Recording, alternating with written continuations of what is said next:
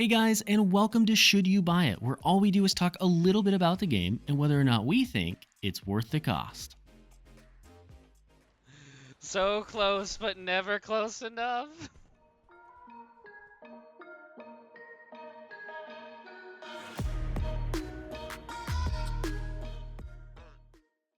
In this episode, we'll be playing Midnight Ghost Hunt, the prop hunt inspired game where you'll be busting ghosts with your friends all night long.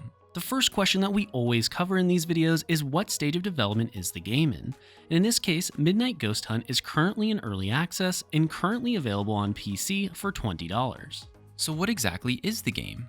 Well, Midnight Ghost Hunt is, as we've already said, heavily inspired by prop hunt. This means that you'll be playing both as the ghosts and as the hunters in a 4v4 scenario. The core gameplay of the ghosts in Midnight Ghost Hunt is to hide as props until midnight, which is 5 minutes from the start of the game. You'll be given a short grace period to select a prop and set up any traps or ability related things that you want. This brings us to some of the interesting twists that this game uses to differentiate itself from its more simplistic predecessors. The hunters in this game are going to have a lot of different weapons, gadgets, and passives that they can choose from. Some of the weapons are pretty straightforward, like the assault rifle-like one, which you just kind of start out with, or the double-barrel assault shotgun. Then you have some more interesting ones, like the flamethrower, sniper rifle, and grappling gun. Each weapon really has its own role to play, and therefore coordination with your team will be extremely important as you progress and get into some of the more experienced lobbies. Gadgets are more along the lines of things like grenades, C4, and detection devices. You see, the detection devices each detect and help you find the ghosts,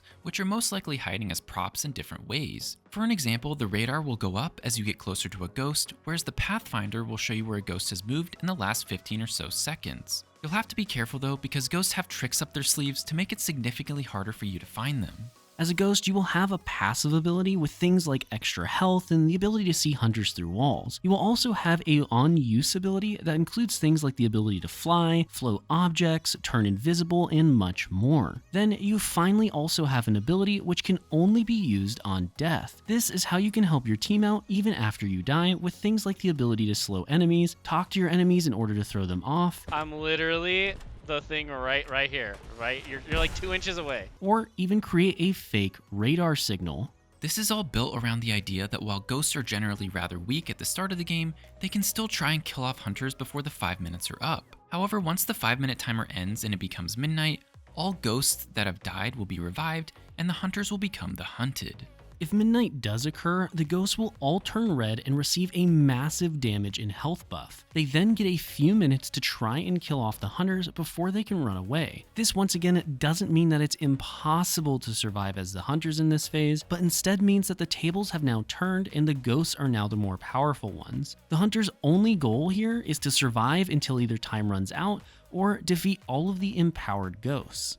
So now let's jump over to the pros and cons section for the video. First up for the pros is that the graphics were extremely satisfying. The game just puts all previous prop hunt games to shame with its unique atmosphere and Ghostbusters-like graphic style. Next up for the pros is the fact that you get a large variety of maps for an early access title. In total, there are 7 maps, and each map felt fun, unique, and game-altering in its own way. For an example, the Graveyard map is widely spread out with an underground tomb area. Another pro is that playing as both sides just always seemed fun. Whether you were a hunter or a ghost, it was always exciting and fun to play. And lastly for the pros is that this game was absolutely amazing to be played with friends. At one point we had 6 people, so we made a custom lobby and had a friendly 3v3. All I can say is that there were more laughs and fun being had than we had experienced together for quite some time. Let's all just sit in here and we'll all kill them all as they come in all together. Go, go, go, go, go.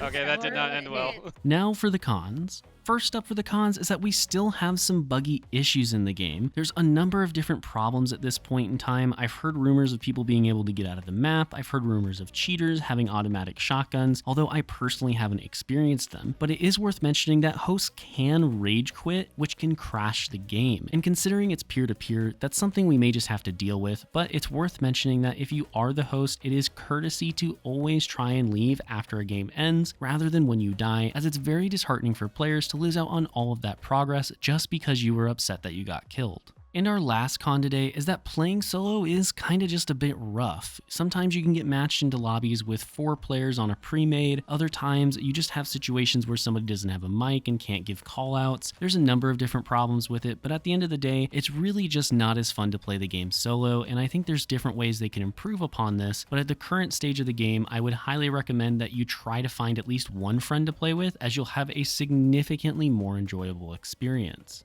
So now here we are for the rating for the game, and when we rate games, we want to get 1 hour of enjoyment out of every $1 that we spend on the game. So for this game in particular, in Midnight Ghost Hunt, we would want to get roughly 20 hours of enjoyment out of the $20 that we spent. And after putting over 24 played hours into this game, we give it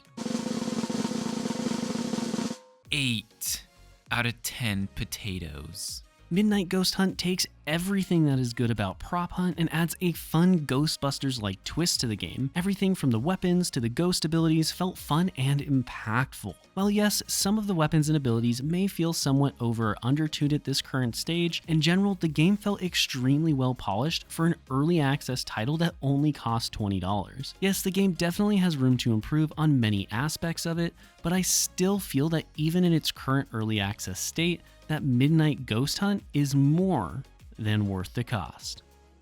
Before you guys go, thank you so much for watching the video, and if you did enjoy it, make sure to smash that like button and subscribe for more survival game content. A big shout out to all of our members and subscribers, and don't forget to consider using our creator code GA1 in the Epic Game Store to freely support the channel. Otherwise, thank you so much for watching, and we'll see you next time.